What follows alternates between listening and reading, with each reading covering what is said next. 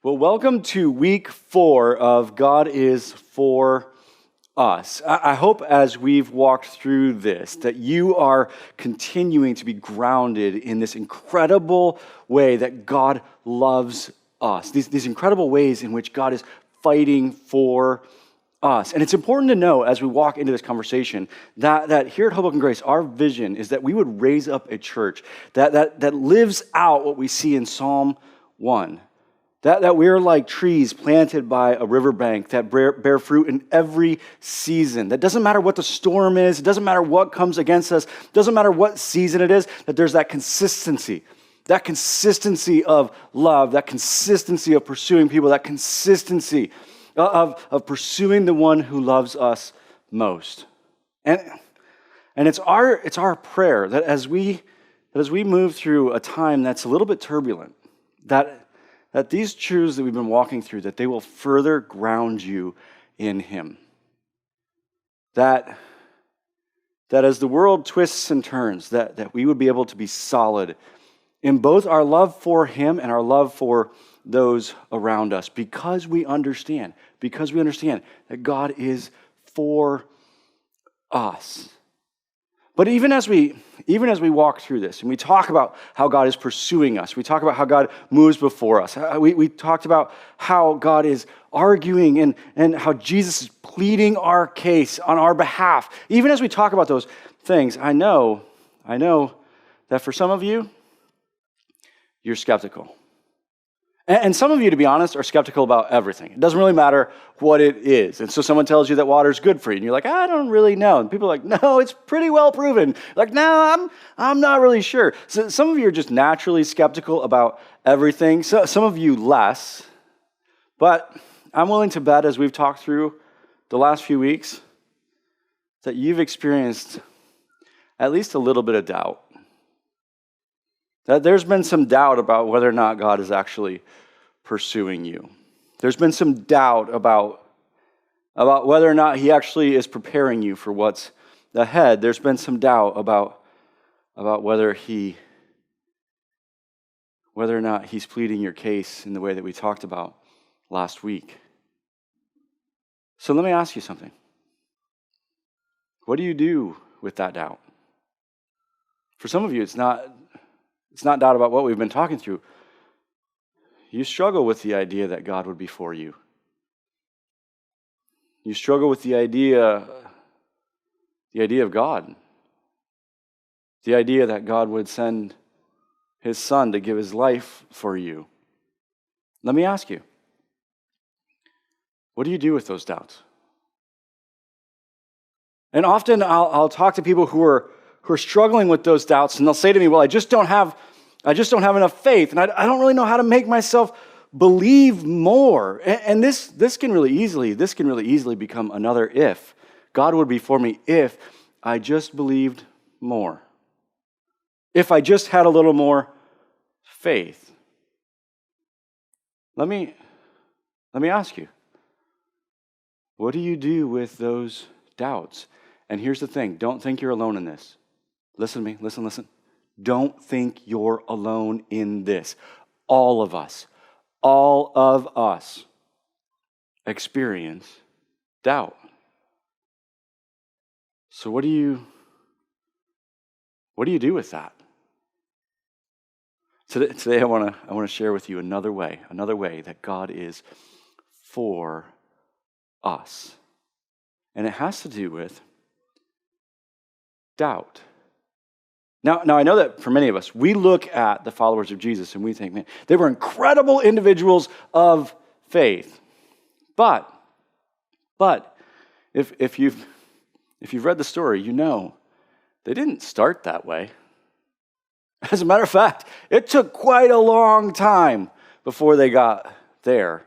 Even when you look at one of the first stories as Jesus begins His ministry, as He launches this mission, one of the first stories that we find is a story of doubt.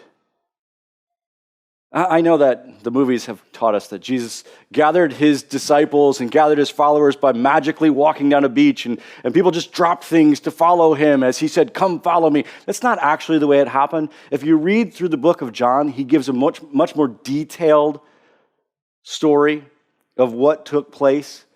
And you see that there was a lot of sharing the truth of Jesus before that took place.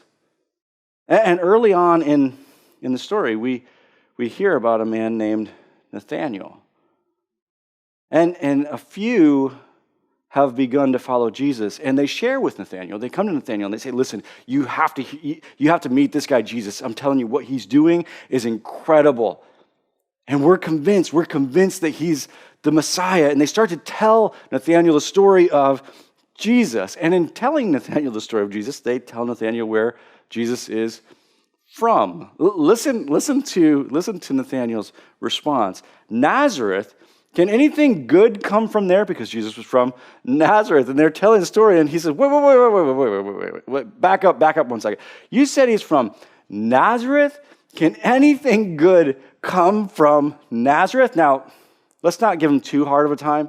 This would be like if someone came to you and said, "Hey, we found the Messiah, and he's from Boston." Boston?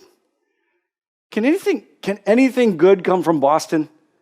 I mean, as New Yorkers, we know that if the Messiah is coming, he's not coming from Boston. I'm kidding. Love might be a wrong word. I like Boston.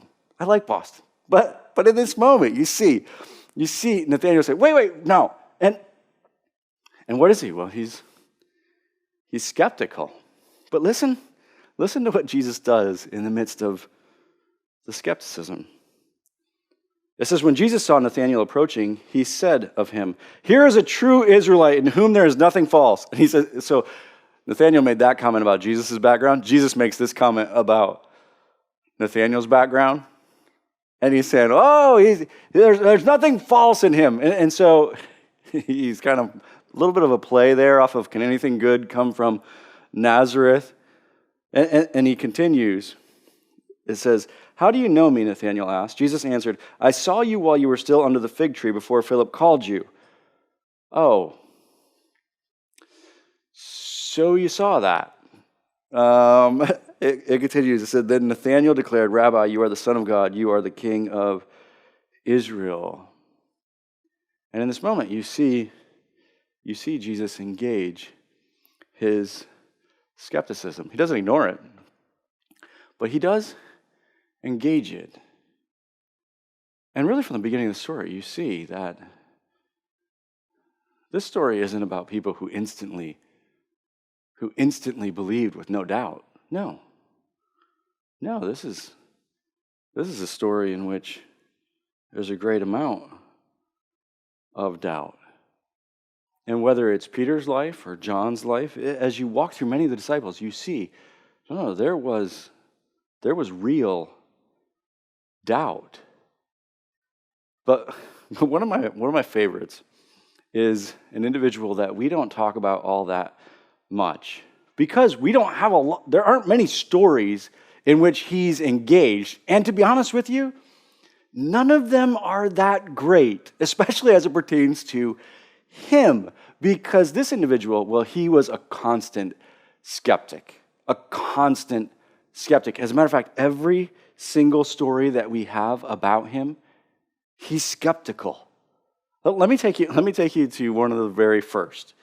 So in this situation, Lazarus has actually died. That was a close friend of Jesus and the disciples. He's actually died. And Jesus decides that he's going to see Lazarus. Now, Jesus knows that he's going to raise Lazarus from the dead. The disciples don't know that yet. And there's this really interesting story that takes place. It says this. It says, "Then he said to his disciples, 'Let's go back to Judea.' Now, the disciples are like, no. Listen to what they say. 'But Rabbi,' they said, 'a short while ago the Jews tried to stone you, and yet you're going back there?' They said, wait. Jesus, maybe you forgot. Maybe you forgot what just happened, but they tried to kill you. So let's not go back there." And to their credit, it's a valid point. That's a valid point. But Jesus responds and says, "Are there not 12 hours of daylight? A man who walks by day will not stumble, for he sees by this world's light. It's when he walks by night that he stumbles, for he has no light." Well, that makes sense, right? I mean, that clarifies it. I have to imagine the disciples were like, "What? Wait, what does that have to do with not being killed?" And it seems like they're like, okay. I have to wonder if the entire journey they were like, how does that have to, what? After he had said this, he went on to tell them, "Our friend Lazarus has fallen asleep, but I'm going there to wake him up." Now Jesus is trying to be gentle with them about what has happened. The disciples don't pick up on it. Listen to what they say. His disciples replied, "Lord, if he sleeps, he'll get better."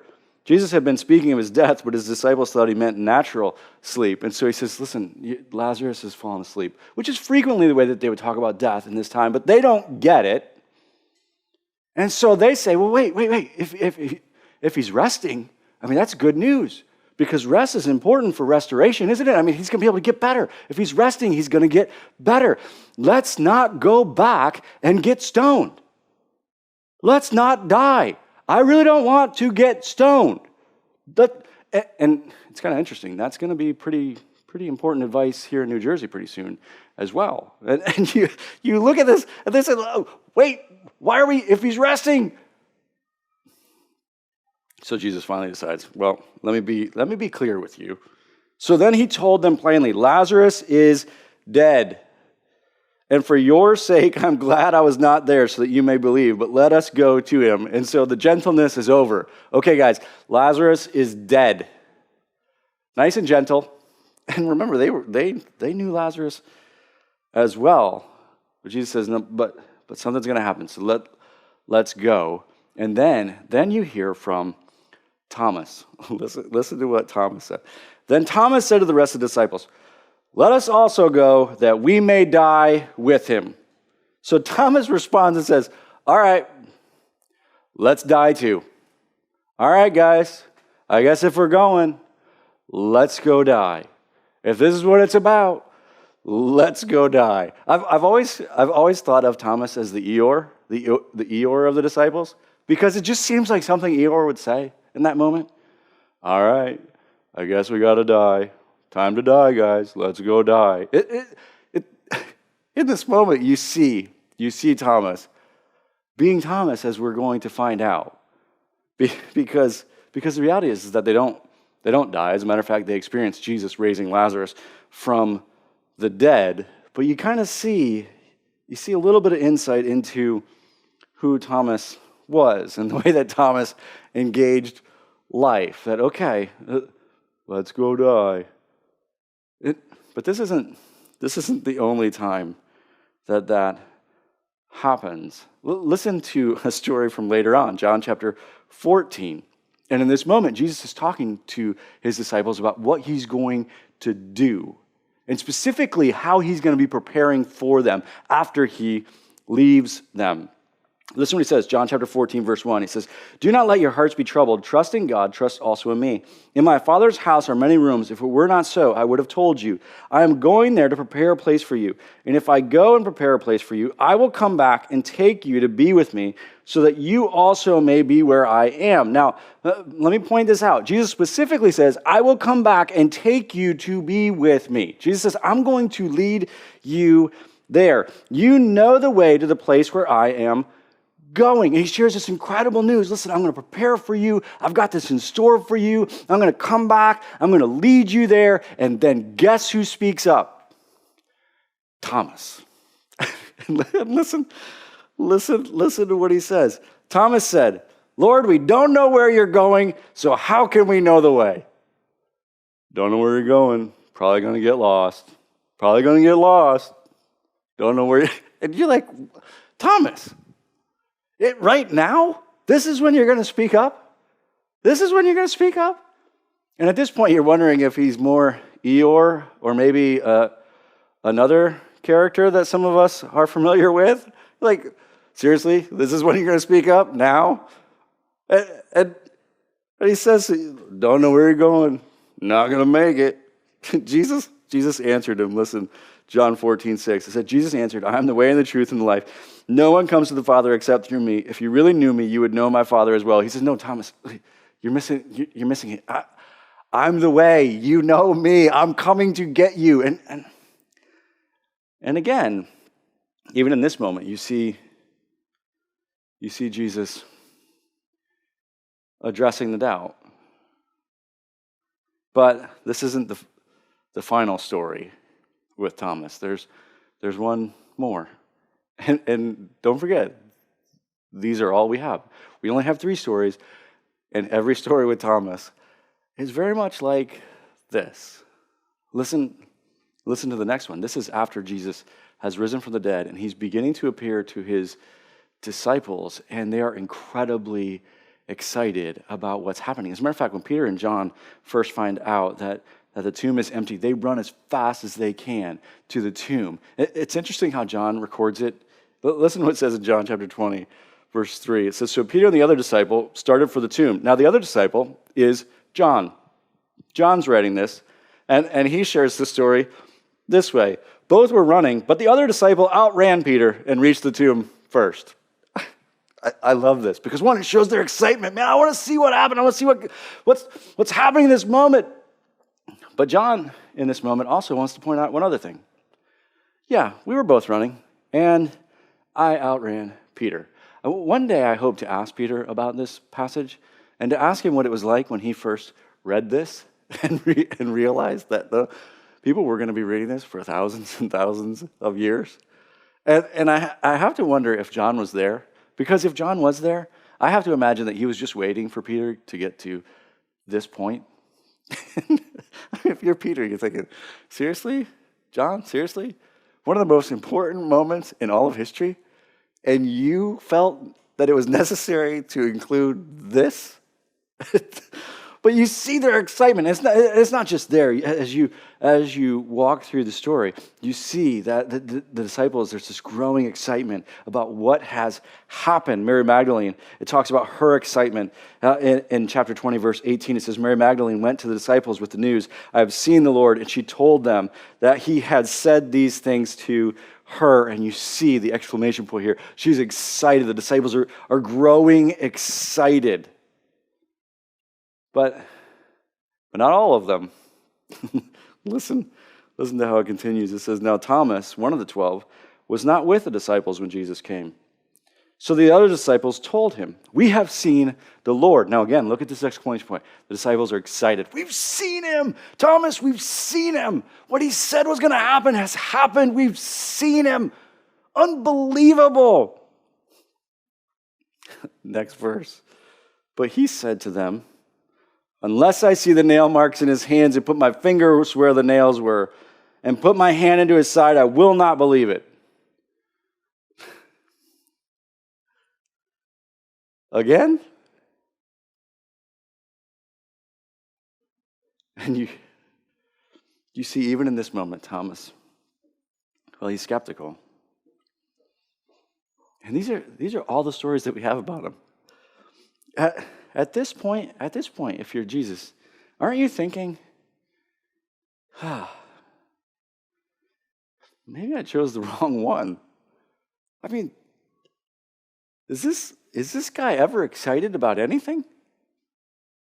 Is there ever a situation where he doesn't have doubt? And even in this moment, where the others have seen him, talked to him, he knows the tomb's empty. He knows what Jesus said. It's like, nope, not me. But listen to what Jesus does. A week later, his disciples were in the house again, and Thomas was with them. So this time, Thomas is with them. Though the doors were locked, Jesus came and stood among them and said, peace be with you. And Jesus decides, okay, I'm going to show up. Then he said to Thomas, so not only does he show up, but then he says to Thomas, what does he say? Now, if I'm Jesus at this point, I'm saying, Thomas, what's your problem? Like, Thomas, are you serious? How long have we been doing this? I mean, how many times? How many times do I have to show you that no, we're not going to die. I'm going to raise someone to life. No, you don't have to worry about how to get there. I'm going to take you there. I mean, Thomas, come on. But instead, what does he say? And he said to Thomas, put your finger here, see my hands. Reach out your hand and put it into my side. Stop doubting and believe. And in this moment, he addresses the doubt. But he's not angry. He doesn't give up on Thomas. He addresses the doubt. And as only he can, he resolves it. He says, no. I want to put an end to your doubt. He resolves it. As it continues, it says, Thomas said to him, my Lord and my God. And he resolves it. The reality is that Jesus didn't have to show up. He definitely didn't have to say that to Thomas. But here's one of the things you need to understand about God. God's not afraid of your doubt. And when you believe that God is angry about your doubt, then you think you have to resolve it without him, which is exactly what some of you are doing. Because you think, if you're honest about your doubt, that God's going to be upset with you. And so rather than you bringing it to him, you try to resolve it on your own. But here's the thing, just as in Thomas's case, you can't resolve it alone. You need him to resolve it in your life.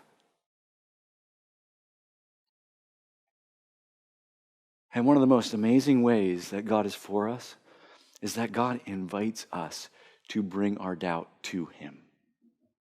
And whether it's him resolving that for Nathaniel or Thomas, he invites us. He says, no. I understand the doubt. Bring it to me and allow me to resolve that in your life. But here's the thing. In order for you to experience that, you have to act in faith. Now I know some of you are saying, wait. I just told you I have doubts and you're calling me to faith. Listen to me. The opposite of faith is not doubt. The opposite of faith is disobedience. Because, as we have said so many times, faith is not when you feel like something's true. Faith is when you act like something is true, even when you don't feel like it, even when you have doubts. And so God says, no, bring them to me. Faith is not when you don't have the doubt. Faith is when you take it to God even though you have the doubt. When you trust him, that he wants to engage it with you, that he wants to be the voice that resolves it in you, that you can't resolve it alone. And so I invite you to act in faith. He's not afraid of your doubts. He's not angry about your doubts. He wants to be the one who speaks into them. So will you trust him enough to bring them to him? Will you trust him that he cares about you that much? That once again, he's for you in this way. All of us have doubts. The question is, what will you do with them? He welcomes you.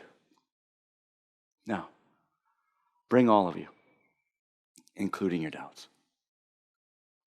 Because I want to show you that I am who I say I am. I'm telling you. He is for us. He is for us in so many more ways than we could possibly have imagined. Will you pray with me?